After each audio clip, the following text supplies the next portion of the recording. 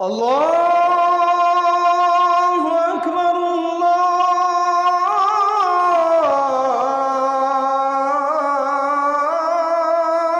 আকবার। আমি এই ডাক্তারের সাথে দেখা করে এসে সেই দিনই আমি আমার মায়ের পা জড়িয়ে ধরে বলেছিলাম আর চিৎকার করে কান্না করছিলাম। মা বলেছিলেন, বাবারে কাঁদো কেন? আমি তখন বলেছিলাম, মা আমরা তো পুরুষ মানুষ, আমরা জানি না ডেলিভারির যন্ত্রণা কত কষ্ট হয়। আহারে, আজকে কয়েকজন মহিলার চিৎকার বাইরে থেকে শুনেছি, আর্তনাদে মনে হয়েছে আল্লাহর আকাশ বিদীর্ণ হয়ে যাচ্ছে। জানি না মা, 30 বছর আগে যখন তোমার পেট থেকে বের হয়েছি তুমি কতটা জুড়ে চিৎকার করেছো, কি যন্ত্রণা, কি কষ্ট। এখানে মায়ের যন্ত্রণার শেষ নয়। আহারে, ডেলিভারির সময় আমাদের মা এত বেশি রক্তাক্ত হয়েছেন, জিহাদের ময়দানে মুজাহিদ যেমন রক্তাক্ত হয়, আমাদের মা আমাদেরকে জন্ম দিতে গিয়ে রক্তের নদীতে সাঁতার কেটেছেন। এগুলো উপলব্ধি করলে কলিজাটা ফেটে যায়। কি করে আমাদের মা 1 মাসও না, 2 মাসও না, 10টা মাস কেমনে এই যন্ত্রণা সহ্য করলেন, এটা পৃথিবীর মা ছাড়া অন্য আর কেউ কখনো বুঝবে না। আহারে, সারাটা রাত এভাবে কেঁদে কেঁদে মা কাটিয়ে দিলেন। সকালবেলা যখন মা আবার রান্না বান্না আরম্ভ করলেন, ঘরের সবাইকে তিনি যখন খাওয়ানো আরম্ভ করলেন, সবার শেষে তিনি খাওয়া দাওয়া করবেন, সেই সময় প্লেটটা সামনে নিলেন, পেটের ভিতরে আমরা আবারও গুতা মারলাম। মা তখন খেতে পারলেন না, বমি আরম্ভ করলেন। এইভাবে করে লাত্তি আর গুতা মেরেছে 10টা মাস। এই যন্ত্রণা আমাদের বাবা সহ্য করে নাই, করেছে আমাদের মা। এইভাবে করে 10টা মাস আমাদের জন্য কষ্ট করে করে যখন ডেলিভারির সময় আসে, আমাদের মা তখন এত যন্ত্রণা অনুভব করেন। আহারে, বর্তমান চিকিৎসা বিজ্ঞান বলছে একজন মানুষ সর্বোচ্চ 20 থেকে 25 ইউনিট পর্যন্ত ব্যথা সহ্য করার ক্ষমতা রাখে। কিন্তু আমাদের মা যখন আমাদেরকে ডেলিভারি করেছেন, 20 আর 25 নয়, 50 থেকে 55 ইউনিটের ব্যথা সহ্য করেছে। এত যন্ত্রণা, মানুষের শরীরের সবগুলা আর ভাঙলেও এত কষ্ট লাগে না। সন্তানকে ডেলিভারি করতে যে কষ্টটা হয়, পিতামাতার প্রতি সন্তানের দায়িত্ব ও কর্তব্য। আপনারা বলেন তো, এই পৃথিবীতে আমরা আসার পিছনে আল্লাহর পরে আমরা যাদের কাছে সবচাইতে বেশি ঋণী তারা কারা? আমাদের মা বাবা। আল্লাহর পরেই যাদের কাছে আমরা ঋণী আমাদের অস্তিত্বের জন্য, তারা হচ্ছেন আমাদের সম্মানিত পিতামাতা। পিতামাতা হচ্ছে সন্তানের জন্য সবচেয়ে বড় নিয়ামত। কারণ পিতামাতা সন্তানের জন্য হাত তুলে যখন দোয়া করে, ওই দোয়া আল্লাহ তাআলা আর ফিরাইয়া দেন না, দোয়াটা আল্লাহ কবুল করে নেন। সুবহানাল্লাহ কি বাড়ি গিয়ে বলবেন? আহা, যার আব্বা আম্মা নাই তার তো দোয়ার দরজা বন্ধ হয়ে গিয়েছে। যার পিতামাতা আছে, রাতে বিপদে পড়ছে, আব্বা একটু দোয়া করেন, আমি বিপদে পড়েছি। আম্মা একটু দোয়া করেন, বিপদে পড়েছি। আব্বা আম্মা রাতে তাহাজ্জুদে হাত তুলেছে আর আল্লাহ বিপদ থেকে উদ্ধার করে দিয়েছে। সুবহানাল্লাহ। আহারে, যে সকল ভাইদের আব্বা আম্মা আছে, আপনারা এটা বুঝবেন না অভাবটা। যাদের বাবা মা নাই তারা বুঝে। ব্যবসা বাণিজ্যে জীবনে চলার পথে কত জায়গায় কত মুসিবতে পড়ছে, মা বাবা বাড়িতে নাই, গিয়ে আব্বাও ডাকতে পারে না, আম্মাও ডাকতে পারে না, একটু দোয়া চাইবে সেই সুযোগটাও নাই। এতিমের মতো কবরের পাশে গিয়ে শুধু দাঁড়ায় দাঁড়ায় কাঁদতে থাকে। পিতামাতা মানুষের জীবনের সবচেয়ে শ্রেষ্ঠ নেয়ামত হচ্ছেন পিতামাতা। এজন্য আল্লাহ তাআলা তার ইবাদতের পরেই মানুষকে যাদের আনুগত্য করতে আদেশ করেছেন তারা কারা? রব্বুল আলামিন কোরআনে কারীমের 17 নম্বর সূরা, সূরাতু বনী ইসরাঈলের 23 নম্বর আয়াত থেকে বললেন, ওয়াকাদা রাব্বুকা আল্লা তা'বুদু ইল্লা ইয়্যাহু ওয়া বিল ওয়ালিদাইনি ইহসানা। ইহসানা। আর তোমাদের রবের পক্ষ থেকে ফয়সালা হয়েছে, আদেশ হয়ে গিয়েছে, তোমরা তিনি ব্যতীত অন্য কারো ইবাদত করবে না। আর আল্লাহর ইবাদতের পরে তোমাদের দায়িত্ব কর্তব্য হলো ওয়াবিল ওয়ালিদাইনি ইহসানা, তোমাদের পিতা মাতার সাথে সদাচরণ করবে, তোমাদের পিতা মাতার সাথে উত্তম আচরণ করবে। আমার ভাইয়েরা, পিতা মাতা হচ্ছেন বড় সেনসিটিভ জায়গা। পিতা মাতা হলেন আমাদের জন্য এমন বড় নিয়ামত। আমি আপনি যদি আল্লাহর সন্তুষ্টি লাভ করতে চাই, তাহলে পিতা মাতাকে আগে রাজি খুশি করতে হবে। কারণ যেই সন্তানের উপরে তার আব্বা আম্মা সন্তুষ্ট, ওই সন্তানের উপরে আমার আল্লাহ সন্তুষ্ট। আর যেই সন্তানের উপরে তার আব্বা আম্মা নারাজ, যেই সন্তানের উপরে তার মা বাবা নাখুশ, ওই সন্তানের উপরে আমার আল্লাহ নাখুশ। খেয়াল করে শুনেন, আব্দুল্লাহ ইবনে আমর রাদিয়াল্লাহু আনহুমা হাদিসের বর্ণনাকারী সাহাবী, তিনি বলছেন রাসূল কারীম মহব্বতে আমরা সবাই বলি সাল্লাল্লাহু আলাইহি ওয়াসাল্লাম বলেছেন, রিদার রাব্বি ফি রিদাল ওয়ালিদাইন ওয়া সাখাতুর রাব্বি ফি সাখাতিল ওয়ালিদাইন। তিরমিজি শরীফের হাদিস এটা। আল্লাহর নবী বলেছেন, পিতামাতার সন্তুষ্টিতে আল্লাহ সন্তুষ্ট, পিতামাতার অসন্তুষ্টিতে আমার আল্লাহ অসন্তুষ্ট। খবরদার, পিতামাতা বড় সেনসিটিভ জায়গা। একবার আব্বা আম্মার মনে আঘাত দিয়েছেন তো দুনিয়ার কেরিয়ারকে নষ্ট করে ফেলেছেন। একবার পিতামাতাকে আঘাত করেছেন তো দুনিয়াও শেষ করলেন, আখিরাতও শেষ করে দিলেন। কারণ আমার আল্লাহর নবী বলেছেন, ইবনে মাজাহ শরীফে হাদিসটা এসেছে, আবু উমামা আল বাহিলি রাদিয়াল্লাহু আনহু হাদিসের বর্ণনাকারী সাহাবী, এক ব্যক্তি এসে আল্লাহর রাসূলকে জিজ্ঞেস করলো, ইয়া রাসূলুল্লাহি, সবাই পড়েন সাল্লাল্লাহু আলাইহি ওয়াসাল্লাম, মা হাক্কুল ওয়ালিদাইনি আলা ওয়ালাদিহিমা, পিতামাতার প্রতি সন্তানের দায়িত্ব এবং কর্তব্য কি? আল্লাহর নবী বললেন, সাহাবী এমন সেনসিটিভ বিষয়ে প্রশ্ন করলে শোনো, হুমা জান্নাতুকা আউ হুমা নারুকা, পিতামাতা হয় তোমার জন্য জান্নাতে যাওয়ার কারণ, অথবা পিতামাতা হয়ে যাবে তোমার জাহান্নামে যাওয়ার কারণ। পিতামাতাকে আঘাত করেছো তো জাহান্নাম তোমার জন্য ওয়াজিব করে ফেলেছো, পিতামাতাকে রাজি খুশি করে ফেলেছো তো আল্লাহর জান্নাত তোমার জন্য ওয়াজিব করে ফেলেছো। পিতামাতা কত সেনসিটিভ, কত গুরুত্বপূর্ণ শুনেন। পিতামাতা খুশি তো আল্লাহ খুশি, মা বাপকে হাসাইছেন তো আল্লাহর জান্নাত আপনি পেয়ে গিয়েছেন। সুবহানাল্লাহ। মা বাপের চোখের পানি ঝরিয়েছেন তো আপনি নিজেকে জাহান্নামী বানিয়ে ফেলেছেন।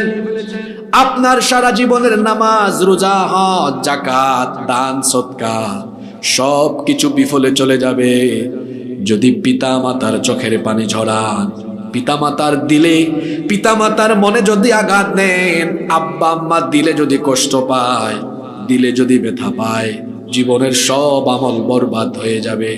আপনার সারা জিন্দেগির আমলগুলো বাতিল হয়ে যাবে, কোনো কিছু আর কাজে লাগবে না। আর আব্বা আম্মার খেদমত করে, আব্বা আম্মার ভরণ পোষণ করে, আব্বা আম্মার খেদমত করে যদি আব্বা আম্মাকে একটু মুচকি হাসাইতে পারেন, আল্লাহর আরশ আপনার উপর খুশি হয়ে যাবে। তিরমিজি শরীফে হাদিস এসেছে, আব্দুল্লাহ ইবনে মাসউদ রাদিয়াল্লাহু আনহু হাদিসের বর্ণনাকারী সাহাবী, তিনি বলছেন, সাআলতু রাসূলুল্লাহি সাল্লাল্লাহু আলাইহি ওয়াসাল্লাম, আমি আল্লাহর রাসূলকে জিজ্ঞেস করলাম, আইয়ুল আ'মালি আফদালু ইলাল্লাহ, আল্লাহর কাছে কোন আমল সবচাইতে উত্তম? আল্লাহর নবী জবাবে বললেন, আস-সালাতু লিমাওয়াকিতিহা, যথা সময়ে নামাজ আদায় করা, এটি আল্লাহর কাছে উত্তম কাজ। সাহাবী বলছেন, কুলতু সুম্মা আই, আমি রাসূলকে জিজ্ঞেস করলাম, অতঃপর কোন কাজটা আল্লাহর কাছে উত্তম? আমার নবী আমাকে জবাব দিলেন, বিররুল ওয়ালিদাইন, পিতামাতার সাথে সদাচরণ, পিতামাতার খেদমত, এইটাও হলো আল্লাহর কাছে উত্তম। পিতামাতার অবাধ্যতা, এটি হলো কবিরা গুনাহ। কথা বুঝে থাকলে জোরে বলেন তো, পিতামাতার অবাধ্যতা সগীরা গুনাহ না কবিরা গুনাহ? আল্লাহর রাসূল সাহাবীদেরকে একদিন বললেন, আলা উনাব্বিউকুম বিআকবারিল কাবাইর, ও আমার সাহাবীরা, সবচেয়ে বড় বড় কয়েকটা কবিরা গুনাহ সম্পর্কে আমি কি তোমাদেরকে সাবধান করব না? সাহাবীরা বললেন, অবশ্যই। আল্লাহর নবী বললেন, এক নাম্বার কবিরা গুনাহ হলো, যেটা সবচেয়ে বড় কবিরা গুনাহ, সেটা হলো আল ইশরাকু বিল্লাহ, আল্লাহর সাথে শিরক করা। আল্লাহর সাথে শিরকের পরেই 2 নাম্বার যে গুনাহটা হলো সবচেয়ে বড় কবিরা গুনাহ, আল্লাহর নবী বললেন, উকুকুল ওয়ালিদাইন, পিতা মাতার অবাধ্য হওয়া, এটাও হলো কবিরা গুনাহ। এই জন্য খবরদার, সাবধান। পৃথিবীতে আসার জন্য, অস্তিত্ব লাভের জন্য আল্লাহর পরে যাদের কাছে আপনি সবচেয়ে বেশি ঋণী, সেই পিতা মাতার সাথে কখনো বেয়াদবি করবেন না। কারণ আমার আল্লাহর আদেশ হলো, ওয়াকাদা রাব্বুকা আল্লা তা'বুদু ইল্লা ইয়্যাহু ওয়া বিল ওয়ালিদাইনি ইহসানা। তোমার রবের তরফ থেকেই আদেশ এসেছে, ফয়সালা হয়েছে, আল্লাহর ইবাদতের পরে তুমি তোমার পিতা মাতার খেদমত করবে, পিতা মাতার আনুগত্য করবে। এখন আপনি আপনার আব্বা কিছু বললে রাগ করে বসেন, দাড়িটা আমার বাপের পেকে গেল, চুলটাও পেকে গেল, মুখখানা দেখলেই আহারে চামড়া কুচকে গিয়েছে, চামড়াটা কুচকে গিয়েছে। বয়স্ক বাবা, চোখটা ভিতরে ঢুকে যাচ্ছে, লাঠি ভর দিয়ে হাঁটে। সেই বাবা যখন কোনো কথা বলে, ছেলেটা গলার আওয়াজটা বড় করে জবাব দেয়। নাফরমান সন্তান গলার আওয়াজ বড় করে বাপের সাথে কথা বললে সারা জীবনের সব আমলগুলো বরবাদ করে দিবেন কে? বাবা বয়স্ক মানুষ। মানুষ যখন বুড়া হয়ে যায়, তখন মানুষ আবার শিশুর মতো হয়ে যায়, শিশুর মতো আচরণ করে, একই কথা বারবার বারবার বলে। সেই বয়স্ক বাবার এই আচরণ তার সহ্য হয় না, মাঝে মাঝে বিরক্ত হয়ে যায়। অকপাল পুরা সন্তান, তুমি তো এই সাইজে 70 কেজি ওজনে দুনিয়ায় আসো নাই, এসেছিলে মাত্র 3-4-5 কেজি ওজন নিয়ে। ছোটকালের কথা স্মৃতিপটেও আজকে নাই। রাতের বেলা ঘুমটা ভেঙে গেলে সেই বাপ কুলে নিয়ে তারপরে ঘুম পাড়াতো। অল্প একটু জ্বর হলে পরে সেই বাপ মাঠের কাজ কাম ফেলে, অফিস ফেলে, ব্যবসা বাণিজ্য দোকানপাট বন্ধ করে পাগলের মতো সন্তানটাকে কাঁধে নিয়ে ছাগলনাইয়ার হাসপাতালে গিয়েছে, ফেনীর হাসপাতালে দৌড়েছে।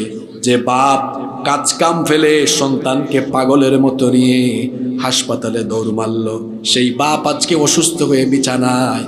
আপনি একটু হাসপাতালে নেন না, সেই বাপটাকে চিকিৎসা করান না। আপনার মতো নাফরমান সন্তান আকাশের নিচে আর হতে পারে না। সেই বাপকে একটু মুখে তুলে খাওয়ান না।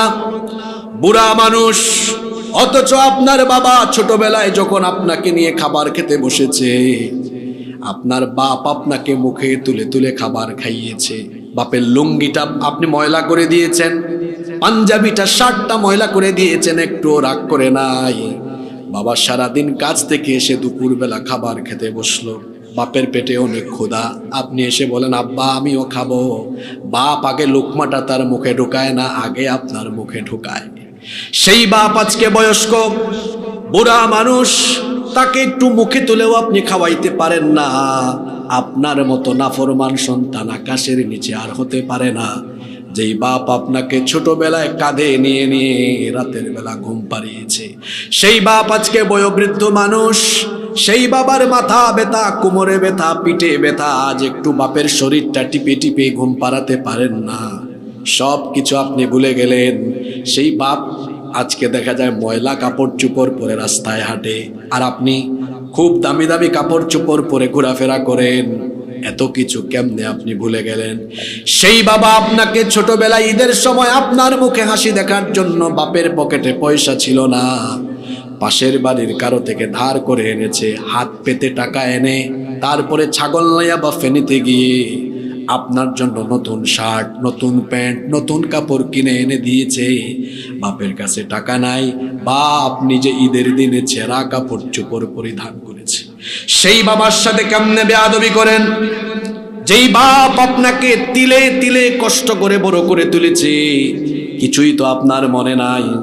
ফেনী শহরে রেখে আপনাকে পড়ালেখা করিয়েছে, চট্টগ্রাম শহরে, ঢাকা শহরে রেখে আপনাকে পড়াশোনা করিয়েছে। অল্প পয়সা উপার্জন করে এটা দিয়ে সংসারও চলে না। ঘরে আপনার মাকে ডেকে বলেছে, শুনছো আমাদের ছেলেটা শহরে থেকে পড়াশোনা করে যে উপার্জন করি এটা দিয়ে আমরা তো সংসারই চালাইতে পারি না, কেমনে সন্তানের পড়ালেখার খরচ দিব? বাপ মা দুজনে বসে তখন তারা বলে, এক বেলার খাবার প্রয়োজনে 3 বেলা ভাগ করে খাবো। আরে যেই মা বাপ খাবার দাবার কম খেয়ে ভাগ করে করে পড়াশোনা শিখায়া আপনাকে এত বড় মানুষ বানালো, বিয়ে করার পরে সেই বাপ মাকে শহর থেকে এসে গ্রামে আপনি এক নজর দেখতেও পারেন না, সপ্তাহে সপ্তাহে আসেন না, খোঁজ খবর রাখেন না। বাপের চাইতে তো মা আরো বেশি কষ্ট সহ্য করেছেন।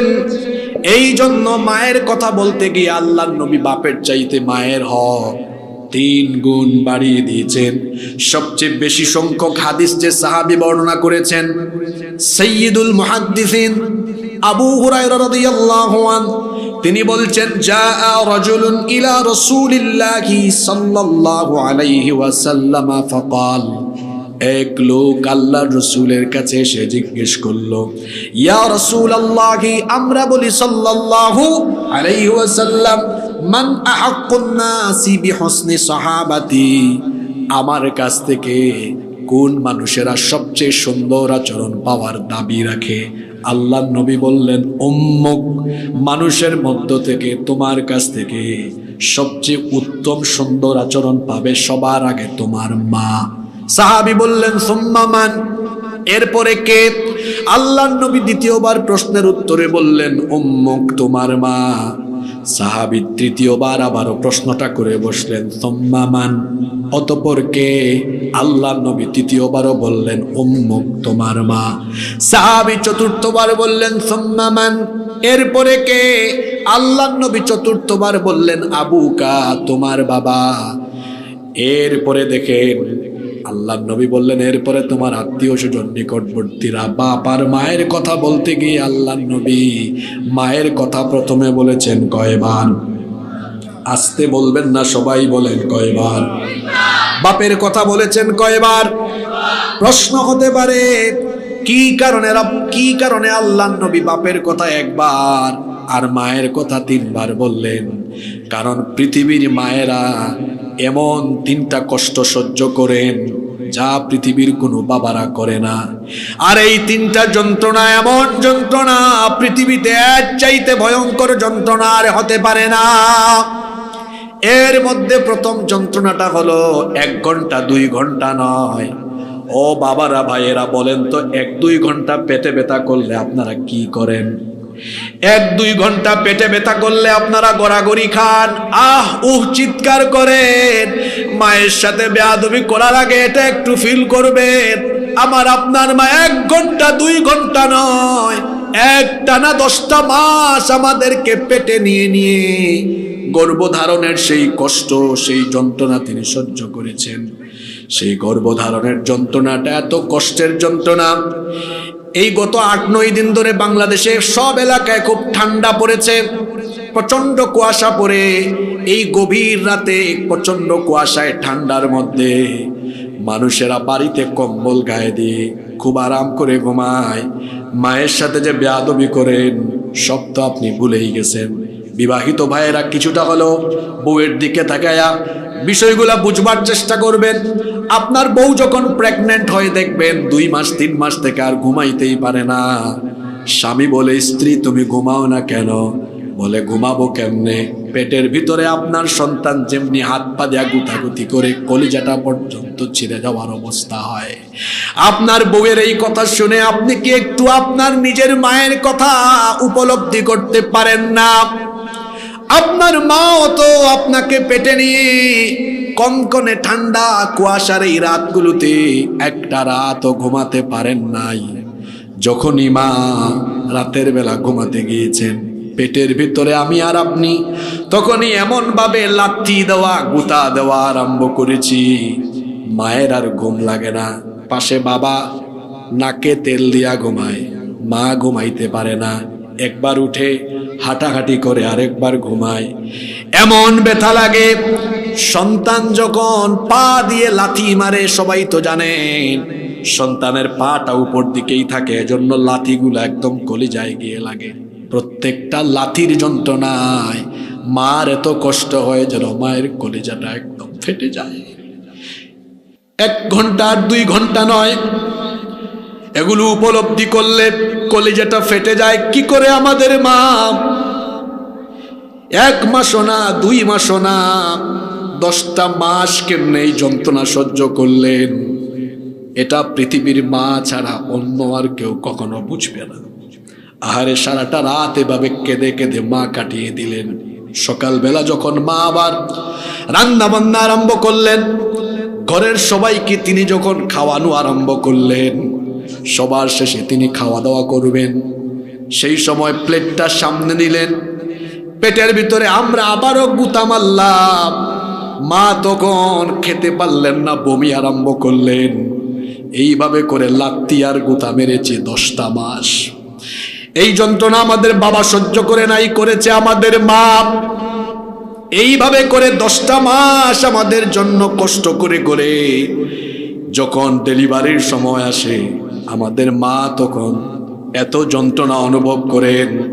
আহারে, বর্তমান চিকিৎসা বিজ্ঞান বলছে একজন মানুষ সর্বোচ্চ 20 থেকে 25 ইউনিট পর্যন্ত ব্যথা সহ্য করার ক্ষমতা রাখে, কিন্তু আমাদের মা যখন আমাদেরকে ডেলিভারি করেছেন 20 আর 25 নয়, 50 থেকে 55 ইউনিটের ব্যথা সহ্য করেছে। এত যন্ত্রণা, মানুষের শরীরের সবগুলা আর ভাঙলেও এত কষ্ট লাগে না। সন্তানকে ডেলিভারি করতে যে কষ্টটা হয়, আমার জীবনে একবার আমি লেবার রুমের পাশ দিয়ে যাওয়ার আমার সুযোগ হয়েছিল। একজন ডাক্তারের সাথে দেখা করতে যাচ্ছিলাম। এই ঘটনাটা আমি অনেক জায়গায় বলি, যুবক ভাইয়েরা শোনেন। হাসপাতালে নর্মাল ডেলিভারির যে রুম আছে সেটাকে বলা হয় লেবার রুম। ওখানে সাধারণ মানুষদের যাতায়াত নিষিদ্ধ। একবার আমি এক ডাক্তারের সাথে দেখা করতে যাচ্ছি, বললেন চেম্বারে চলে আসেন। ওনার চেম্বারে যাওয়ার জন্য লেবার রুমের পাশ দিয়ে যাওয়া লাগে। যাওয়ার সময় কয়েকটা চিৎকার শুনলাম, মহিলাদের চিৎকার। আমি আর জানতাম না এখানে ডেলিভারির রোগী। ডাক্তারকে বললাম, ভাই আপনার চেম্বারে আসার সময় কিছু চিৎকার শুনলাম, ঘটনাটা কি? বলল, যে রুমের পাশ দিয়ে এসেছেন এগুলা লেবার রুম। বললাম, লেবার রুম মানে কি? বলল, যেখানে নর্মাল মহিলাদের বাচ্চা যেখানে প্রসব হয়। আমি এই ডাক্তারের সাথে দেখা করে এসে সেই দিনই আমি আমার মায়ের পা জড়িয়ে ধরে বলেছিলাম আর চিৎকার করে কান্না করছিলাম। মা বলেছিলেন, বাবারে কাঁদো কেন? আমি তখন বলেছিলাম, মা আমরা তো পুরুষ মানুষ, আমরা জানি না ডেলিভারির যন্ত্রণা কত কষ্ট হয়।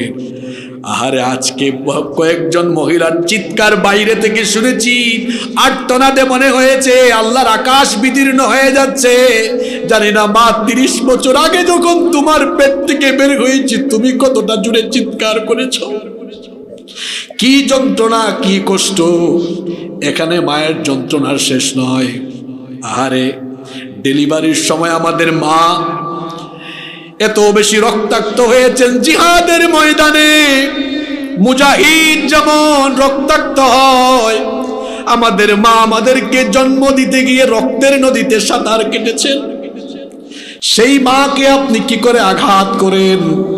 আবার দুনিয়াতে আসার পরে 2টা বছর 2.5 বছর বুকের দুধ আমাদেরকে পান করিয়েছেন।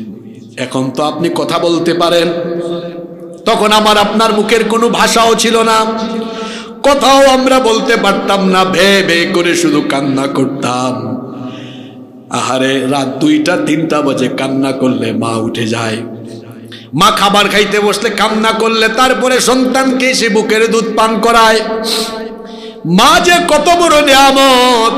এই ঠান্ডার রাতে আপনি ঢাকায় যান, ছাগলনাইয়া থেকে ঢাকায় গেলে, ঢাকা থেকে গভীর রাতে বাড়ি ফিরলে কেউ আপনার জন্য টেনশন করবে না। যাদের মা আছে এটা তারা জানে।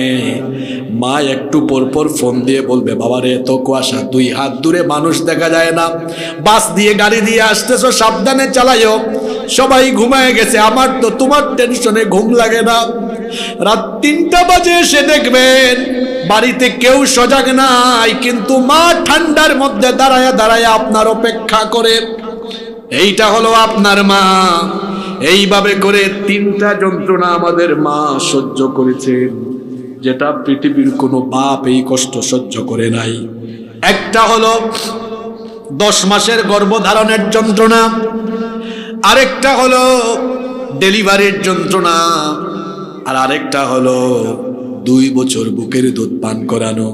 বলেন তো দেখি এই 3টা কাজ বাবার না মায়ের? সবাই বলেন বাপের না মায়ের? আপনারা পুরুষ মানুষ, আপনাদেরকে ওয়াজ করে এগুলা বোঝানো যাবে না। গর্ভধারণের কষ্ট আপনারা বুঝবেন না, আমিও বুঝবো না, এটা কেবল অনুভবের বিষয়। 2 নম্বর হলো ডেলিভারির যন্ত্রণা, 3 নম্বর হলো 2 বছর বুকের দুধ পান করানোর কষ্ট। এই 3টা কষ্ট বাবা করেন নাই, মা করেছেন। এই জন্য বাপের চাইতে মায়ের হক আল্লাহ 3 গুণ বাড়িয়ে দিয়েছে। সুবহানাল্লাহ পড়তেও মন চায় না। এই 3টা কষ্টের কথাই আল্লাহ কোরআনে এভাবে বলছেন। কোরআনে কারীমের 46 নম্বর সূরা সূরাতুল আহকাফের 15 নম্বর আয়াতে আল্লাহ বলছেন, ওয়াওয়াসাইনাল ইনসানা বিওয়ালিদাইহি ইহসানা হামালাতুহু উম্মুহু কুরহা ووضعته كرها وحمله وفصاله 30 شهرا।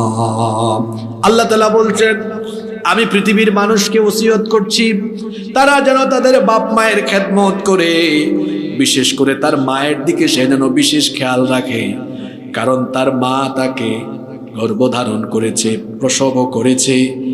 শুধু তাই নয়, আল্লাহ অন্য আয়াতে এভাবে বলছেন, কোরআনে কারীমের 31 নম্বর সূরা সূরাতুল লুকমানের 14 নম্বর আয়াতে আল্লাহ বলছেন, ওয়াওয়াসাইনাল ইনসানা বিওয়ালিদাইহি হামালাতুহু উম্মুহু ওয়াহানান আলা ওয়াহানিন وفصاله في عامين أن اشكر لي ولوالديك إلي المصير। আল্লাহ তাআলা বলছেন, আমি পৃথিবীর মানুষকে ওসিয়ত করছি তারা যেন তাদের পিতা মাতার খেদমত করে, কারণ তার মা তাকে কষ্টের পর কষ্ট সহ্য করে। কি শব্দ আল্লাহ দিয়েছেন, ওয়াহনান আলা ওয়াহনিন। আপনারা তো যারা আম পাবলিক এই শব্দগুলো আপনারা বুঝেন না, আলেমরা এই শব্দগুলো বুঝেন। আরবি ভাষায় যারা পণ্ডিত আছেন তারা জানেন কি শব্দ আল্লাহ চয়ন করেছেন। ওয়াহনান আলা ওয়াহনিন মানে এমন কষ্ট যেই কষ্টের উপরে আর কষ্ট নাই। কষ্টের পর কষ্ট সহ্য করে তোমার মা তোমাকে গর্ভধারণ করেছেন। শুধু তাই নয়, তোমার মা তোমাকে প্রসব করেছেন, বুকের দুধও পান করিয়েছেন। আল্লাহ সেই মা বাপের কথা এভাবে বলছেন, আমার আনুগত্যের পরে, ইবাদতের পরে খেদমত হবে কার? ঘুমাই গেছেন নাকি? খেদমত হবে কার? আল্লাহ এরপরে মা বাবা বার্ধক্য বয়সের কথা বললেন, বুড়া বয়সের কথা বললেন। কেন? কারণ মানুষ যখন বুড়া হয়ে যায় তখন মানুষ শিশুর মতো আচরণ করে। এই জন্য আল্লাহ তাআলা মা বাবার বার্ধক্যকালীন সময়ের কথা সন্তানকে বিশেষভাবে গুরুত্ব দিতে বললেন। ছাত্র, কিশোর, তরুণ, যুবক ভাইরা কান লাগান, আল্লাহ কি কথা বলছেন শোনেন। আল্লাহ বলছেন, ইম্মা ইয়াবলুগান্না ইনদাকাল কিবারা আহাদুহুমা আও কিলাহুমা ফালা তাকুল লাহুমা উফফিন ওয়ালা তানহারহুমা ওয়া কুল লাহুমা কাওলান কারীমা। তোমাদের পিতামাতা দুইজন অথবা কোনো একজন যখন বার্ধক্য বয়সে চলে যাবে, ফালা তাকুল লাহুমা উফ, খবরদার বিরক্ত হয়ে উফ শব্দ পর্যন্ত বলবে না। কত বড় কথা আমার আল্লাহ বললেন, ফালা তাকুল লাহুমা উফ, তোমার মা বাপকে বিরক্ত হয়ে উফ শব্দ পর্যন্ত বলো না। ও যুবক ভাইরা, কেন আল্লাহ মা বাবার বুড়া বয়সের কথাটা এখানে বললেন? আমার মা মাত্র 1.5 মাস আগে দুনিয়ার থেকে চলে গেলেন। 3-4 মাস আগে আমার বাসায় আমার মা, তিনি বলছিলেন, বাবারে এখন বুড়া হয়ে গিয়েছি, অনেক সময় ওয়াশরুমে যেতে হলেও কষ্ট হয়, যদি কখনো তোমার বাসায় রুমের মধ্যে যদি কখনো অঘটন ঘটে তুমি কি রাগ করবে নাকি? এই কথা শুনে বলেছিলাম, মা কেমনে এই কথাটা বলেছ? কত বছর তোমার কুলে পেশাব পায়খানা করেছি, শুধু আমার একটা রুম নয়, গোটা বাসা যদি তুমি শেষ করে ফেলো তারপরেও তো তোমার হক আমরা আদায় করতে পারবো না। কেন মা বাবার বুড়া বয়সের কথাটা আল্লাহ বলেছেন? কারণ মা বাপ বুড়া বয়সে গেলে দেখবেন মা বাপ ঘরের মধ্যে বিছানায় পেশাব করে, পায়খানা করে, এমনটা হয় কি হয় না? এজন্য আল্লাহ এখানে বুড়া বয়সটার কথা বললেন। বুড়া বয়সে বাপ রাতে ঘুমাইতে পারে না, বারবার ডাকে, বাবারে পানি দে, ডাকে না, পানি দে, কম্বল দে, এইটা দে, ওইটা দে। মা ডাকে, আমারে ওয়াশরুমে নিয়ে যা, একা যাইতে পারে না। বুড়া বয়সে হাতে লাঠি নেয়, একা একা রুম থেকে হেঁটে ওয়াশরুমে যাইতে পারে না।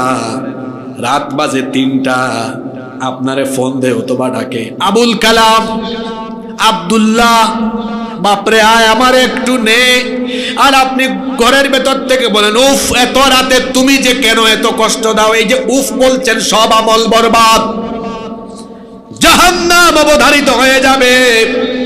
আল্লাহ নিষেধ করেছেন, ফালা তাকুল লাহুমা উফ, তোমার মা বাবার প্রতি বিরক্ত হয়ে উফ শব্দ পর্যন্ত বলবে না, খবরদার। নিষেধ করে দিয়েছেন কে?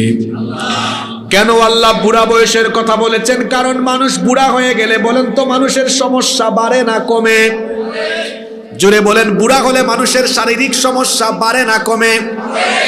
এই যে একটু আগে আমার এই বাবাকে আমরা ক্রেশ দিলাম, একা একা দাঁড়াতে পারলেন না, আরেকজন এসে একটু ধরলেন।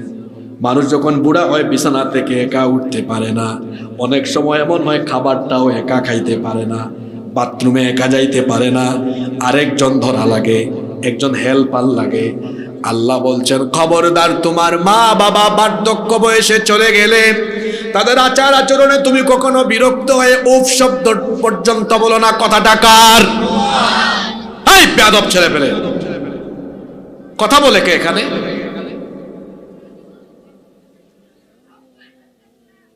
কথা হচ্ছে কোরআন থেকে, বড় আবেগপ্রবণ আয়াত। আর করছেটা কি? বেয়াদবির তো একটা লিমিট থাকা দরকার।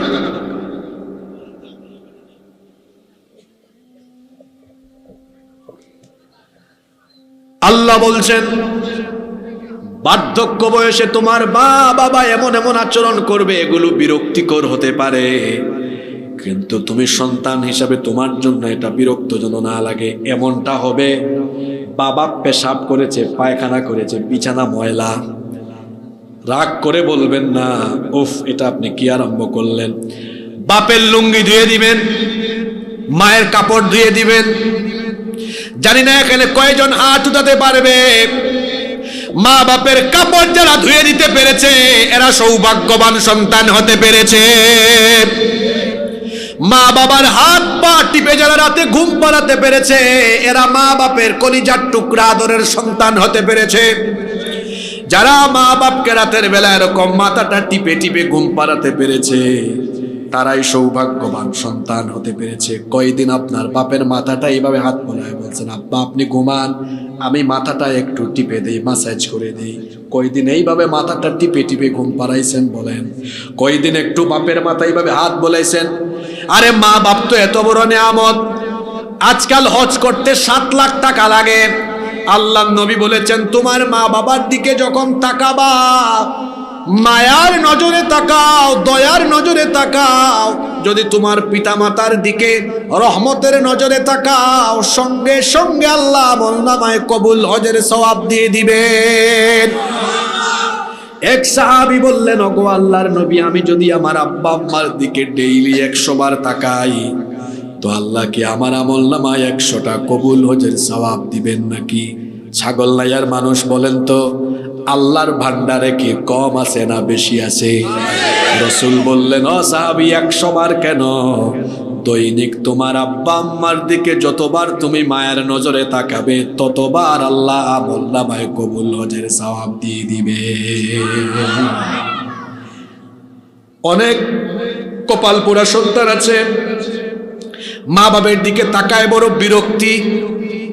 বিরক্তি নিয়ে। আমি তো এমন সন্তানও দেখেছি, পিতা মাতাকে কপাল পোড়া ভাগ করেছে।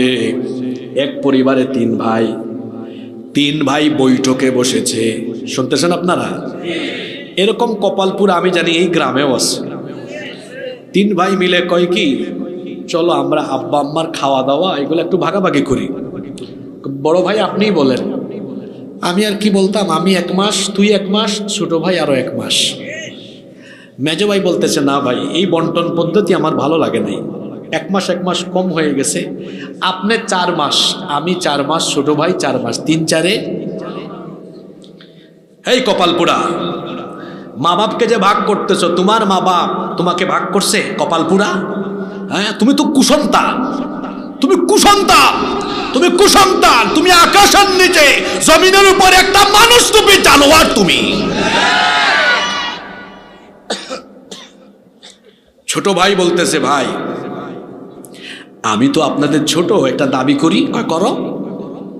আব্বা আম্মার খাওয়া দাওয়া, চিকিৎসা, লালন পালন, এই সব কিছুর দায়িত্ব আমি একাই নিতে চাই, এটা আপনাদের কাছে আমার দাবি। বড় 2 ভাই কায়দা করে কয়, তুই আমাদের ছোট ভাই হয়ে বড় ভাইয়ের কাছে দাবি করছ, তোর দাবি কি আমরা ফালাইতে পারি রে?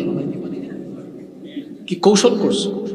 পাশের থেকে শুনছে এক আঙ্কেল এসে বলতেছে, আচ্ছা ভাতিজা, ছোটটারে বলতেছে, তোমার 2 ভাই তো রাজি ছিল, তাদেরকে দায়িত্ব দিলা না কেন? তুমি তো ব্যাককল।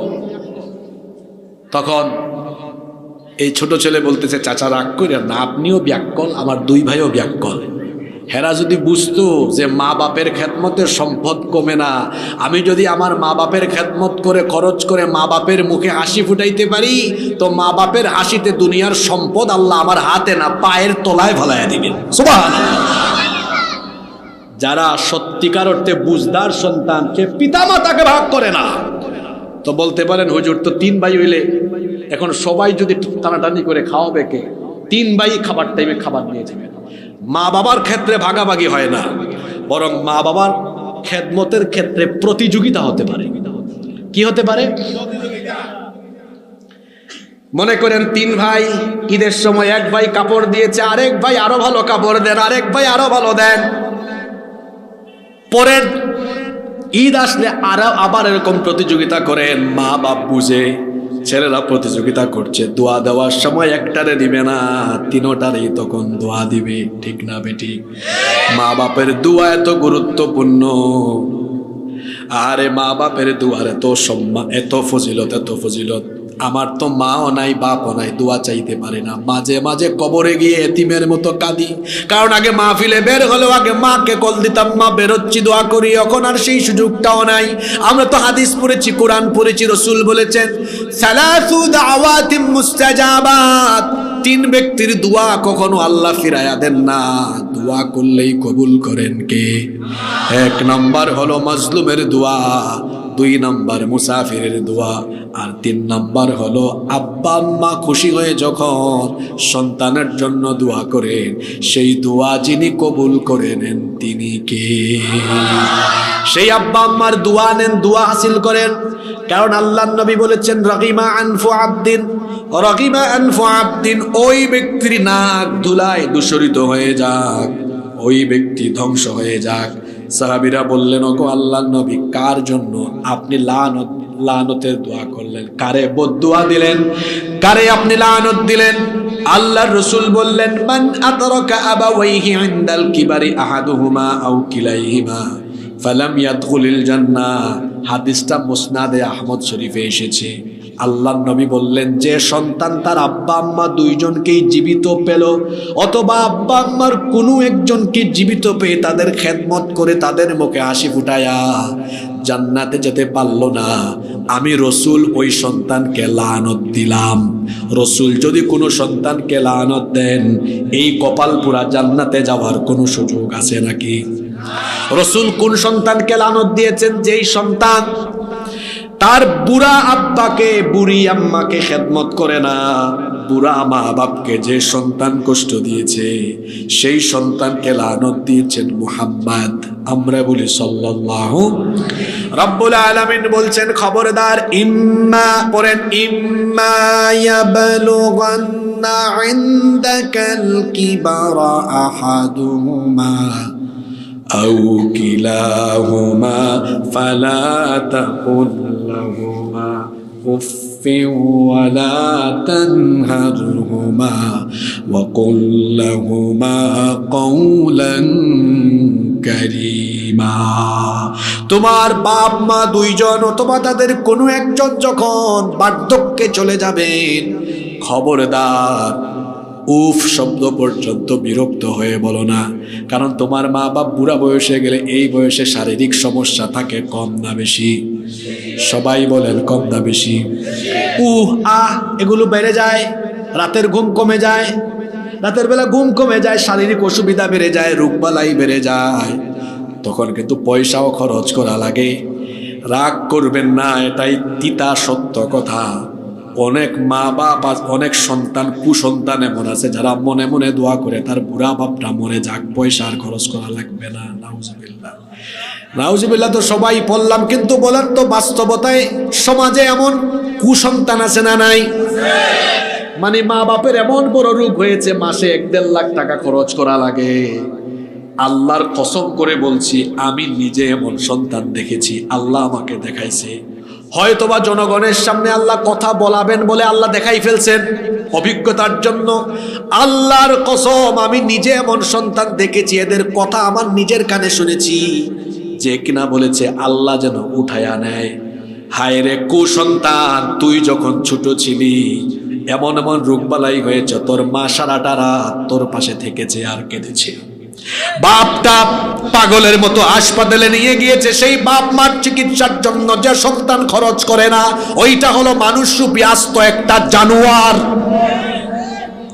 এটা মানুষের কাতারেও পড়ে না, এটা মানুষের পর্যায়েও পড়ে না। কেন এই কঠিন কথাটা বললাম? এরে অমানুষের জন্য বলেছি, কারণ সে যাদের কারণে দুনিয়ায় আসছে সেই পিতা মাতাকে সে চিনল না। আপনি যে আজকে উপার্জন করেন, এটাও আব্বা আম্মার দোয়া। একবার গিয়ে সাহাবীরা নবীজিকে প্রশ্ন করে বসেছেন, আমরা যখন খরচ করব কাদের জন্য সবচাইতে আগে খরচ করব? শুনতেছেন আপনারা? সাহাবীরা গিয়ে একবার রসুলকে প্রশ্ন করেছেন, আমরা যে খরচ করব সবার আগে কাদের জন্য খরচ করব? আল্লাহ এই জবাবে কোরআনের আয়াত নাজিল করে দিলেন। সুবহানাল্লাহ, বাড়িয়ে বলবেন। প্রশ্নটার জবাবে আল্লাহ কি নাজিল করলেন? আয়াত নাজিল করলেন। কোরআনে কারীমের 2 নম্বর সূরা, সূরাতুল বাকারা এর 215 নম্বর আয়াত, ইয়াসআলুনাকা মাযা ইউনফিকুন কুল মা আনফাকতুম মিন খায়রিন ফালিল ওয়ালিদাইনি ওয়াল আকরাবিন। ও নবী, তারা আপনাকে জিজ্ঞেস করে তারা কি খরচ করবে, কাদের জন্য খরচ করবে, আপনি বলে দিন তোমরা যা খরচ করো তার মধ্যে সবচেয়ে উত্তম খরচ হলো আব্বা আম্মার জন্য খরচ করা। আমি ছাত্র জীবনে এই আয়াতটা যেদিন থেকে পড়েছিলাম, এখন তো বলা যায় মা বাপ নাই, উদ্বুদ্ধ করার জন্য বলছি। এই আয়াতটা ছাত্র জামানায় আমি যেদিন পড়ছিলাম, সেই দিন থেকে আমি যখন ঈদের কেনাকাটা করতাম, আজকে আমার আম্মা নাই, আব্বাও নাই, আমি খরচের তালিকায় সবচাইতে উপরে আমার আব্বা আম্মাকে রাখতাম, যে সবচেয়ে বেশি খরচ হবে কার জন্য। আগে আমি এই ক্ষেত্রে বাপকে 2 নম্বরে রাখতাম, আম্মাকে 1 নম্বরে রাখতাম। আপনার আবার রাগ করেন, কারণ কোরআন শরীফই তো আল্লাহ বলেছেন বাপের চেয়ে মার হক কয় গুণ বেশি। আগে আমার আম্মা, বিয়ে করার পরও বউ, তার খরচটা হবে মান নিচে, মা উপরে, মা সবার। কারণ এটা শিখাইছেন কে? এই দেখেন আল্লাহ শিখাচ্ছেন। আল্লাহ বলছেন কুল মা আনফাকতুম মিন খায়রিন ফালিল ওয়ালিদাইনি ওয়াল আকরাবিন। তোমরা যত খরচ করো সবচেয়ে উত্তম খরচ হবে পিতামাতার জন্য আগে খরচ করা। সুবহানাল্লাহ পড়বেন না? সামনে রমজান মাস আসতেছে, শুনেন যাদের আব্বা আম্মা আছেন, ঈদের সময় যখন কেনাকাটা করবেন সবচেয়ে বেশি বাজেট রাখবেন আম্মার জন্য, আব্বার জন্য, এরপরে বাকিদের জন্য। এই যে এখন শীতকাল, শীতকালে কিন্তু কিছু ফলমূল খুব কমন পাওয়া যায়, যেমন কমলাটা শীতকালে পাওয়া যায়। আচ্ছা আপনারা আমাকে বলেন তো, আপনারা যখন ছোট ছিলেন, পিচ্চি ছিলেন, তখন কি আপনার আব্বা বাজার থেকে আসার সময় আলাদা করে আপনার জন্য কিছু আনতো কিনা? আনতো না? এখন তো আপনার সন্তান আছে, তার জন্য আপনি চকলেট আনেন, কত কিছু আনেন। তো যেই মা বাপ আপনার জন্য আলাদা করে কিছু আনতো, একটু নিজের বিবেককে জিজ্ঞেস করেন, এই বুড়া বাপটার জন্য, বুড়া মায়ের জন্য, বুড়ি মায়ের জন্য ছাগলনাইয়া থেকে আসার সময়, ফেনী থেকে আসার সময় আলাদা একটা প্যাকেট আপনি আনেন কিনা? কেন একটু লুকাইয়া আনতে পারেন না? একটু কমলা আনেন, এটা একটু আলাদা রাখেন, কেউ যেন না দেখে। রাতের বেলা আব্বার রুমে গিয়ে বলবেন, আব্বা এই যে কমলাগুলো আপনার জন্য আনছি। আম্মাকে গিয়ে বলেন, আম্মা কমলাগুলো আপনার জন্য আনছি। নিজের হাতে ছুলাইয়া দিয়া কমলাটা বাপের মুখে আর মার মুখে ঢুকায়া দেখেন, মা বাপ যদি খুশি হয়ে একবার শুধু মুচকি হাসিটা মারে, আল্লাহর আরো আপনার উপর খুশি হয়ে যাবে। আপনারা যারা শহরে থাকেন, গ্রামে আসার সময় সব সময় আব্বা আম্মার জন্য গিফট আনবেন আপনারা, এটা আলাদা। যারা ছাত্র, তোমরা টিউশনি করো না, ওই টিউশনির টাকা থেকে টাকা জমাবা। যদি তোমরা তোমাদের দুনিয়া আখিরাত সফল করতে চাও, এই কথাটা শুনে নাও। যারা ছাত্র আছো, টাকা জমাবা, টাকা জমাবা। কিভাবে জমাবা? ওই 20-30 টাকা করে জমাও। অত বড় গিফট লাগে না। আরে মা বাপকে খুশি করতে দামি গিফট দেওয়া লাগে না। এই যে শীতকাল আসছে না, বাপকে খুশি করতে পারবা, বেশি কিছু লাগবে না। তুমি ছাত্র মানুষ, এই যে আমার বাবা কানটুপি পড়ছে না, এটাকে কি কানটুপি বলে না? এই একটা কানটুপি প্যাকেটের ভিতরে এনে বলো, আব্বা কুয়াশা পড়ে তো, আপনি যখন বাইরে বেরোন ঠান্ডা লাগবে, এইটা নেন। আরে আমার ছেলে এখনো কলেজে পড়ে ইনকাম করে না, এইটাকে বাপ কানটুপি মনে করবে না, বাপ মনে করবে আমারে কয়েক কোটি টাকার গিফট দিয়ে দিয়েছে। সুবহানাল্লাহ। আপনার আম্মার জন্য। আচ্ছা একটা হিজাবের দাম কত বলেন তো? ওই যে নামাজের হিজাব, আরে না কি আর 400-500 টাকা, 150 টাকা মাত্র। তো তুমি তো ছাত্র, তুমি 9-10-এ পড়ো, তোমার মাকে কেমনে খুশি করবা তুমি? তুমি ওই যে স্কুলে টিফিনের টাকা দেয় না আব্বা আম্মা, ডেইলি 20 টাকা 30 টাকা, 5 টাকা করে জমাও না। 30 দিনে 30 কত হয়? 150 টাকা। দেখো গিফটটা কিন্তু ছোট, স্কুলের ছাত্রদেরকে বলতেছে, শুনতেছো তোমরা? গিফটটা কিন্তু 150 টাকা। তুমি আইনা বলি, আম্মা তুমি যখন নামাজটা পড়ো, তুমি আমার হিজাবটা মাথায় দিয়ে নামাজটা পড়ো। আচ্ছা আপনি যে 150 টাকা হিজাবটা কিনে দিচ্ছেন না, মাটা এটা মাথায় দিয়ে যখন নামাজটা পড়বে, সবার আগে দেখবেন মন থেকে আপনার জন্য দোয়াটা আসবে। আপনি দিছেন কিন্তু 150 টাকার জিনিস, মা মনে করবে 150 কোটি টাকার উপহার আমার সন্তান দিয়েছে। আল্লাহু আকবার। মা বাপকে খুশি করতে হলে বেশি টাকার গিফট দেওয়া লাগে না। কেন জানেন? আমার দিকে তাকান, এখানে প্রবাসী কে কে আছেন? হাত তুলেন। আচ্ছা প্রবাসী লাগবে না, ঢাকায় বা ফেনীতে থাকেন, শহরে থাকেন, কে কে হাত তুলেন? আছে কয়েকজন, নামান। আপনারা প্রবাসে না হলেও মাঝে মাঝে বাইরে যান না? ওই যে ঈদের সময় দেখবেন কেনাকাটা করে আসেন, ছোট ছোট ভাই বোন বউ বাচ্চা বলে, দেখি দেখি কি আনছো। মা বাপ ব্যাগের দিকে তাকায় না, মুখটার দিকে তাকায়, কয় কিরে তুই মনে সারাদিন খাস নাই, আমার ছেলেটাকে আগে খাবার দাও। সুবহানাল্লাহ। এইটা বাপ, এইটা হলো মা। মা বাপকে গিফট, দামি গিফট দিয়ে খুশি করা লাগে না, ছোট্ট গিফট দেন, ছোট্ট ছোট্ট, খুশি হয়ে যাবে। কমলা আনেন, একটু খাওয়ায় দেন। আমি যুবকদেরকে একটু তালিম দেই, তোমরা শোনো, আমিও তো তোমাদের বয়সী, কি করে মা বাপকে খুশি করবা শোনো। গিফটও দেওয়া লাগে না। তোমার বাপের বয়স 70 বছর, কেমনে খুশি করবা শোনো। আজকেই বাড়ি গিয়া বলবা, আব্বা আপনার তো বয়সটা বেড়ে গেছে, এখন হয়তো রাতে ঘুম আপনার আসে না, মাথাটা একটু টিপে দেই, বেশি না 5টা মিনিট মাথাটা টিপে দিও। বাপ মনে মনে বলে ফেলবে, আল্লাহ এত শান্তির আরামের ঘুম আমার ছেলেটা আমারে পাড়ায় দিচ্ছে, মাবুদ গো আমার ছেলেটাকে তুমি দুনিয়া আখিরাতে শান্তি করে দিও। মা বাপকে খুশি করতে টাকাও লাগে না, তুমি টেকনিক জানো না, কৌশল জানো না, একটু পাটা টিপে দাও। কেন পা টিপবা না বলো? জান্নাতে যাওয়ার জন্য আমরা নামাজও আদায় করি, কত আমল করি, অথচ আমার মা বাবার পায়ের নিচে আল্লাহ আমার জান্নাত রেখে দিয়েছে। মা বাপের পায়ের তলায় জান্নাত রেখেছেন কে? মা বাপের পায়ের কাছে থাকো। যাদের আব্বা আম্মা আছে তোমাদেরকে বলছি, তোমাদের 2জন পীর বেঁচে আছে। সবচেয়ে বড় পীর হলেন আব্বা আম্মা। সবচেয়ে বড় পীর কে? আমি আমার মায়ের কাছে যখন যেতাম বলতাম, মাথায় ফু দেন, বুকে ফু দেন, পিঠে ফু দেন। আম্মা বলতেন, কেন ফু দিব? বলতাম, তোমার প্রতিটি ফু হলো আমার জন্য বরকত। কোথাও বের হবেন বলবেন ফু দেন, শরীরে ফু দেন, মাথায় ফু দেন। মা বাপকে খুশি করার জন্য দামি গিফট করা লাগে না, একটু মা বাপের সাথে সুন্দর করে কথা বললেও দেখবেন মা বাপকে খুশি করা যায়। আরো একটা কৌশল শিখায় দেই যেটাতে মা বাপ খুশি হয়। নিজের বিবেককে প্রশ্ন করেন, আমাকে জবাব দিয়েন না। বলেন তো আপনি সর্বশেষ কোন দিন আপনার আব্বা আম্মার সাথে খাবার খেতে বসে মাছ অথবা যেই তরকারিটা ছিল নিজে একটু মায়ের প্লেটে দিয়েছেন? এটাতেও কিন্তু মা বাপ খুশি হয়। এটাতে আব্বা আম্মা কি হয়? আপনি এমন নবাবজাদা নসরুল্লাহ বাপ মার সাথে খাইতে বসেন না, আপনি বরকত পাবেন কেমনে? আপনার তো বিপদ আপদ বাড়বে, আপনি তো মা বাপকে খুশি করেন নাই।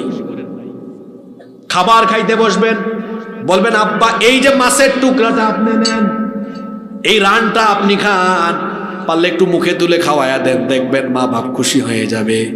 আমার আল্লাহ বলছেন, খবরদার মা বাবা যখন বুড়া হয়ে যায় তখন তাদের আচরণে তুমি উফ শব্দ পর্যন্ত বলো না, এবং তাদের এই বয়সের ভারে নুজ্জ হয়ে যাওয়ার কারণে তাদের কোনো আচার আচরণে তুমি বিরক্ত হয়ে খবরদার ধমক দিয়েও কথা বলো না। আমি এমন কুসন্তান দেখছি মা বাপকে ধমকায়, তুমি বেশি বুঝো। আল্লাহর কসম, আমি শুনছি নিজের কানে, দেখেছিও। বলেন তো এরকম আপনাদের এলাকায় আছে না? মানে মা বাপকে ধমকায়, কত বড় বিয়াদব! এরা তো দড়ি দিয়া বাইন্ধা রাখা দরকার এই বিয়াদবকে।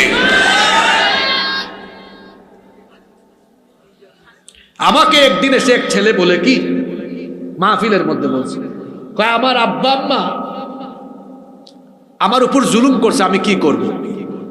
আমার বয়সে ছোট। আমি বললাম, আমার তো মনটা চাইতেছে তোমার মুখের মধ্যে স্টাপলিং করে ফেলি। হ্যাঁ, যেখানে এক সাহাবী এসে বলেছেন আমার মা কাফের, বাপ কাফের, আমার মা কাফের আর বাপ কাফের, কি করব? রাসূল বলেছেন খেদমত করো। আর তুমি বলছো জালেম। তোমার মা বাপ কাফির হলে জালেম হলেও চুপ চুপ, আওয়াজ করতে পারবে না। মা বাপের খেদমত করতে হবে, সোজা কথা, সাফ কথা। তুমি আওয়াজও করতে পারবে না, একদম চুপ থাকবা তোমার মা বাপের সামনে।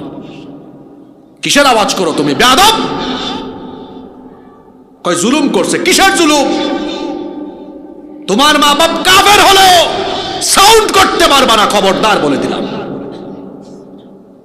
আল্লাহর পরেই পিতামাতার এই মর্যাদা দিয়েছেন কে? কোরআন শরীফের আয়াত। আল্লাহ বলছেন শুধুমাত্র একটা জায়গায় আব্বা আম্মার কথা শোনা যায় না। কথা বুঝে থাকলে বলেন কয় জায়গায়? কোরআনে কারীমের 31 নম্বর সূরা, সূরাতুল লুকমানের 15 নম্বর আয়াতে এটা আল্লাহ বলছেন, ওয়া ইন জাহাদাকা আলা আন তুশরিকা বিমা লাইসা লাকা বিহি ইলমুন ফালা তুতি'হুমা ওয়া সাহিবহুমা ফিদ দুনিয়া মারুফা। যদি তোমার পিতামাতা তোমাকে শিরকের ব্যাপারে বাধ্য করে, এই কথাটা মা বাপকে মান্য করা যাবে না। মা বাপ যদি বলে আল্লাহর সাথে শিরক করো, আল্লাহ বলছেন মা বাবার এই আদেশ, এই হুকুমটা পালন করবা না। এছাড়া তোমার মা বাপ যদি মূর্তি পূজারী কাফের হয়, আল্লাহ বলছেন ওয়াসাহিবহুমা ফিদ দুনিয়া মারুফা, মূর্তি পূজারী কাফের পিতামাতার দুনিয়ার খেদমত করো। কত বড় কথা! মূর্তি পূজারী কাফের হলো, পিতামাতার খেদমত করতে হবে। চিল্লায় বলেন হুকুমটা কার? আরো জোরে বলেন হুকুম কার? খবরদার পিতামাতার সামনে আওয়াজ করবা না, বলে দিলাম। আমরা আল্লাহকে জিজ্ঞেস করলাম, আল্লাহ তাহলে আমি আমার আব্বার সাথে, আমি আমার আম্মার সাথে কিভাবে কথা বলবো, আমাকে আদবটা আপনি শিখিয়ে দেন। আমার আল্লাহ আদবও শিখায় দিলেন। আল্লাহ বললেন وَقُلْ لَهُمَا قَوْلًا كَرِيمًا, সবচেয়ে সম্মানের ভাষায় পিতা মাতার সাথে কথা বলো, বিনয়ী হয়ে, নম্র হয়ে, ভদ্র হয়ে, সুন্দর ভাষায়।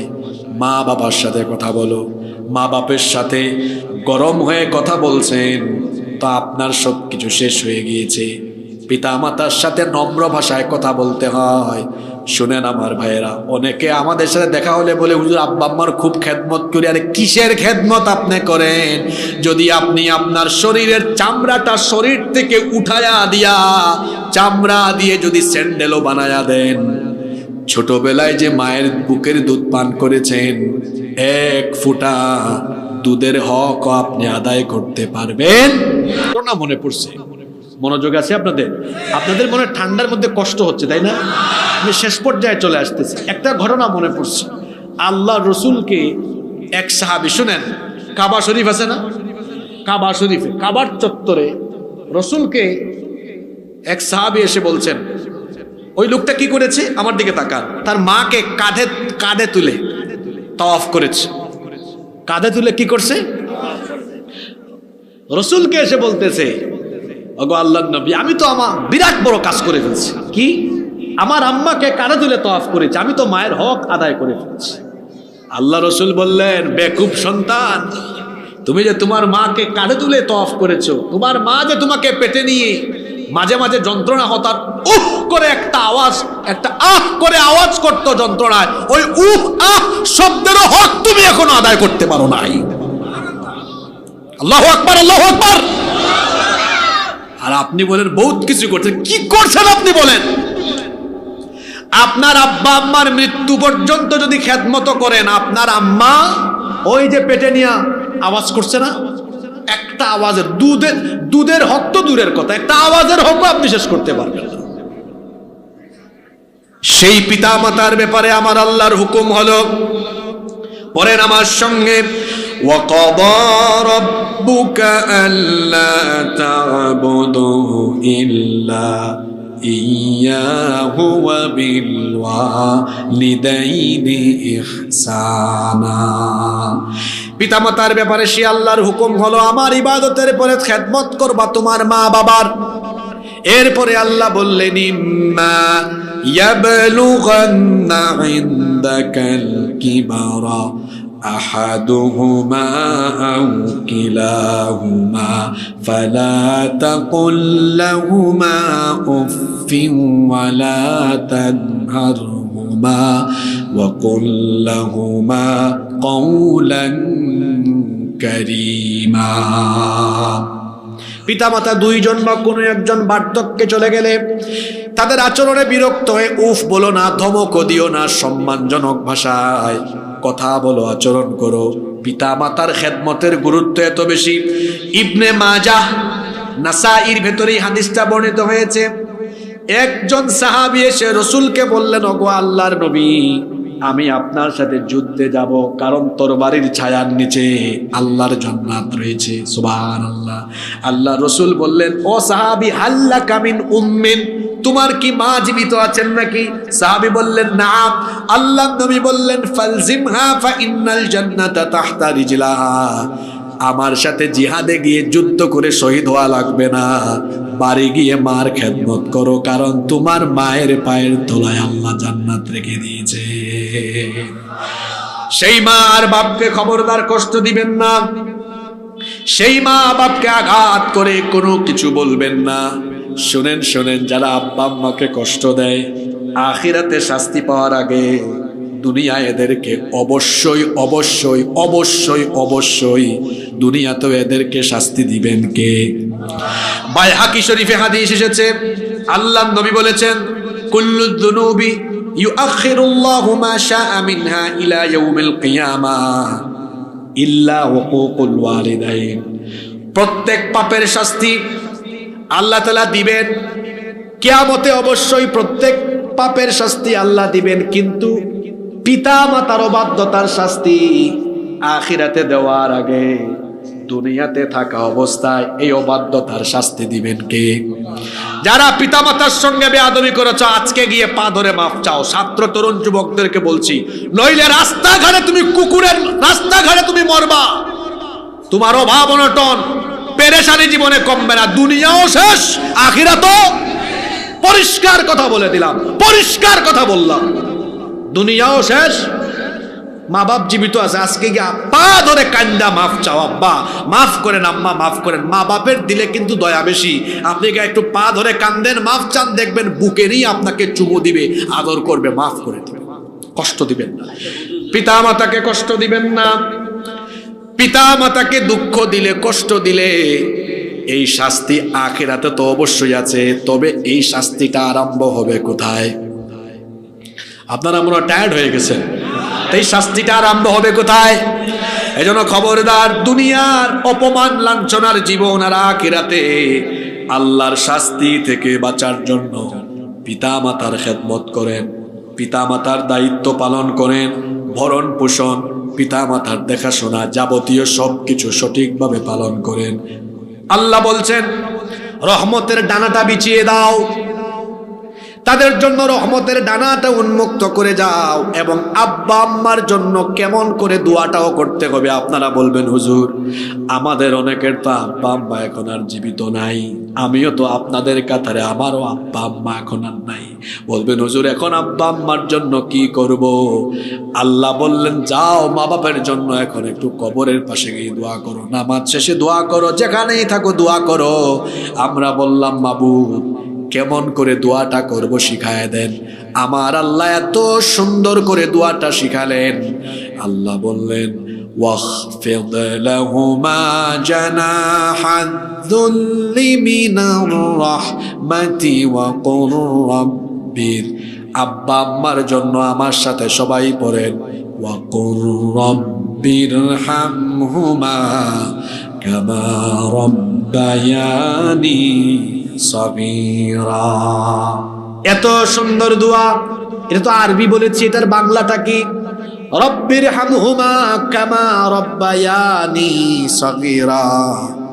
রব, আমার আব্বা আম্মা ছোটবেলায় আমাকে যেমন করে কষ্ট দেয় নাই, যেভাবে আমার আব্বা আম্মা আমাকে আদর মমতা দিয়ে লালন পালন করেছে, মাবুদ গো ঠিক তেমনি এখন তুমি আমার পিতামাতাকে কষ্ট দিও না, তাদেরকেও তুমি তোমার রহমতের কোলে লালন পালন করো। বলেন আমিন। এই দোয়াটা আপনারা কোনো সময় ভুলবেন না, সব সময় আব্বা আম্মার জন্য আল্লাহর শিখানো এই দোয়াটা করবেন। সবাই আমার সঙ্গে জবানটা ছেড়ে দিয়ে মহব্বতে জুড়ে সুরে আমার সাথে এই দোয়াটা করেন। সবাই বলেন, রব্বিরহামহুমা কামা রব্বায়ানি সগীরা। কেউ চুপ থাকবেন না, সবাই আবার বলেন, রব্বিরহামহুমা কামা রব্বায়ানি সগীরা। আব্বা আম্মা কি আমাদেরকে ছোটকালে কষ্ট দিয়েছেন? কথা বলেন না, দিয়েছেন না? আহারে কত মায়া, কত মমতা, কত স্নেহ, কত ভালোবাসা দিয়েছেন, কত মায়া মহব্বত। আহা, সেই আব্বা আম্মার জন্য দোয়া করছি, মাবুদ তুমিও আমাদের আব্বা আম্মাকে কষ্ট দিও না, কারণ আমাদের আব্বা আম্মা আমাদেরকে কষ্ট দেন নাই। আল্লাহ তুমি আমাদের আব্বা আম্মাকে কষ্ট দিও না, তুমি আমাদের আব্বা আম্মাকে তোমার রহমতের কুলে লালন পালন করো। বলেন আমিন। কমিটি আমার উপর জুলুম করেছে, 3 বিষয়ে ওয়াজ আমি একদিনে করি না, বুঝছেন? এটা 3টা করতে হলে 6-7 দিন লাগবে, আজকে একটাই করলাম। পিতা মাতার খেদমত, এটাই সবচেয়ে বড়, এটাই সবচেয়ে বড়।